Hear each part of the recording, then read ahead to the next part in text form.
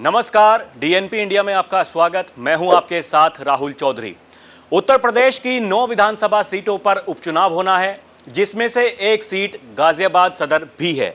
और यहां से जो प्रत्याशी हैं संजीव शर्मा जी आज हमारे साथ हैं और इनसे बात करेंगे और ये जानने की कोशिश करेंगे कि इस चुनाव को ये किस तरीके से देखते हैं। देखिए, हर कोई पार्टी अपने अपने समीकरण पर हुंकार भर रही है, वो चाहे विपक्षी गठबंधन इंडिया हो या फिर जो बीजेपी गठबंधन है, उनका भी ये कहना है कि 9 की 9 विधानसभा सीटों पर हम जीत दर्ज करने वाले हैं। अब गाजियाबाद सदर पर क्या स्थिति है, तो यहाँ के जो प्रत्याशी हैं हमारे साथ ही हैं। संजीव जी से बात करेंगे और ये जानेंगे कि क्या कुछ पार्टी की तैयारी है। अध्यक्ष जी, बहुत बहुत स्वागत है आपका। बहुत धन्यवाद आपका। अध्यक्ष जी, पहला सवाल यही, देखिए हर कोई पार्टी चुनाव में हुंकार भर रही है और जीत का दावा भी कर रही है। बीजेपी गठबंधन के पास में कौन से समीकरण हैं जिनको आप मैदान में लेकर के उतर रहे हैं और जनता के बीच जा रहे हैं, और किस तरीके से चुनाव को देख रहे हैं? देखिए, हमारे पास कोई समीकरण नहीं है। हमारे प्रधानमंत्री जी कहते हैं सबका साथ, सबका विकास, सबका विश्वास, सबका प्रयास। हम हर दरवाजे पर जा रहे हैं, सबका दरवाज़ा खटखटा रहे हैं, घर घर संपर्क कर रहे हैं। हमारी पार्टी कार्यकर्ता आधारित पार्टी है और हमारे कार्यकर्ता बहुत जोश में हैं। गाज़ियाबाद का पिछला रिकॉर्ड भी आप उठाकर देखिए कि भारतीय जनता पार्टी हमेशा से ही यहाँ जीतती रही है और मुझे पूरा विश्वास है अपने कार्यकर्ताओं के ऊपर कि जिस प्रकार से उनका जोश है, इस बार भी भारी बहुमत के साथ भारतीय जनता पार्टी जीतेगी।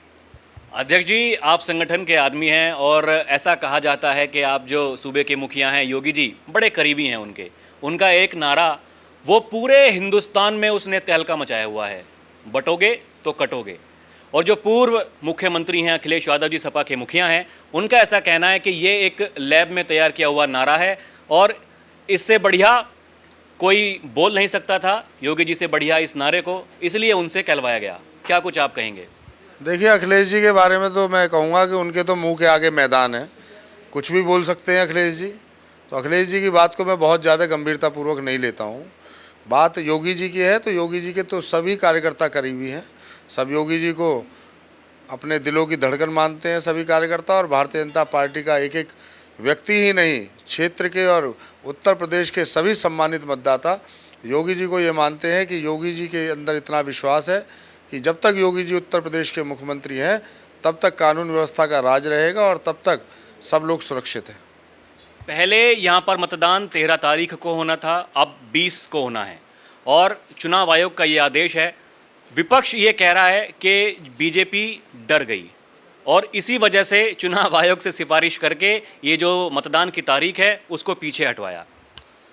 देखिए, ये तो अच्छी बात है और पार्टियों को इसका स्वागत करना चाहिए कि अगर चुनाव आयोग ने कोई संज्ञान लिया है, क्योंकि 5 दिन दीपावली के निकल गए, 2 दिन छठ के हैं, 2 दिन गंगा स्नान के हैं, तो प्रचार करने का मौका प्रत्याशियों को नहीं मिला, पार्टियों को नहीं मिला। ये तो अच्छा किया, अगर ज़्यादा मतदान की बात अगर चुनाव आयोग कर रहा है तो इसका हम स्वागत करते हैं। उन्हें हारने की इतनी जल्दी है कि वो 13 तारीख को ही हारना चाहते हैं। हम चाहते हैं कि 20 तारीख तक वो देखें कि कितना जन समर्थन भारतीय जनता पार्टी को मिल रहा है।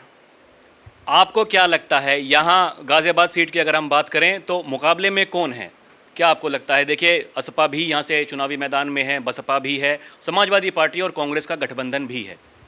देखिए, हम भाजपा के लोग विपक्षियों का भी बहुत सम्मान करते हैं। हमारे लिए चारों ही प्रत्याशी जो चुनाव लड़ रहे हैं, चारों ही हमारे सामने मैदान में हैं और वो अपना चुनाव लड़ रहे हैं, हम अपना चुनाव लड़ रहे हैं। लेकिन मतदाताओं का, जितने भी सम्मानित मतदाता, उनका समर्थन एक तरफा भाजपा को मिल रहा है। इसके अलावा और क्या कुछ आप कहेंगे जो बाकी की सीट हैं विधानसभा की? क्योंकि आप देखिए संगठन के आदमी हैं, मैं दोबारा उसी बात को दोहरा रहा हूँ। आपको क्या लगता है जो बाकी की सीट्स हैं वहाँ पर क्या होने वाला है? बाकी की सीट पर भी भाजपा जीतेगी, क्योंकि पीछे झूठ फरेब बोलकर, इन लोगों ने धोखा देकर जो लोगों के बीच में अपनी छवि बनाई है वो बहुत ख़राब है। और पीछे संविधान के साथ छेड़छाड़ हो जाएगी और आरक्षण समाप्त कर दिया जाएगा। ये सब जो कांग्रेस और सपा ने कहा, उन सब चीज़ों को लोग याद रखे हुए हैं। और दूसरा, जो बसपा का वोटर है, जो हमारा दलित भाई हैं, वो भी अभी मायावती जी के साथ जो गेस्ट हाउस कांड हुआ उसे भूले नहीं है। पिछली बार कांग्रेस के लोगों ने जो धोखेबाजी की है इनके साथ, उसको सबक सिखाने का समय है और उत्तर प्रदेश की जनता उन्हें सबक सिखाएगी।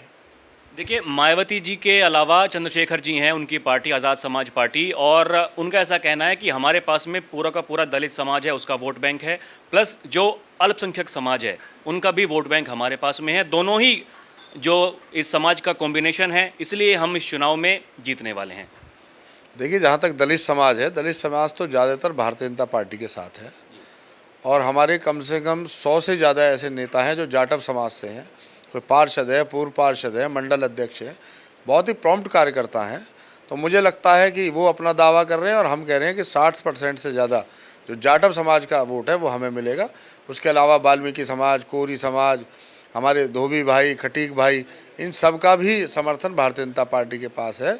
और दलित समाज की जो ये बात कर रहे हैं, मैं दावे के साथ कह सकता हूँ कि दलित समाज का 70% अकेला वोट भारतीय जनता पार्टी को मिलेगा। अध्यक्ष जी, बहुत बहुत धन्यवाद हमें समय देने के लिए, बात करने के लिए। तो देखा आपने, यहाँ पर अध्यक्ष जी संजीव शर्मा जी हमारे साथ में मौजूद थे, और ऐसा इनका कहना है कि हमारी टक्कर में कोई नहीं है, और जो 36 बिरादरी हैं उन सभी का समर्थन वो बीजेपी गठबंधन के पास है। अभी के लिए इतना ही। आप देखते रहें DNP इंडिया। कैमरा पर्सन प्रिया के साथ मैं राहुल चौधरी, नमस्कार।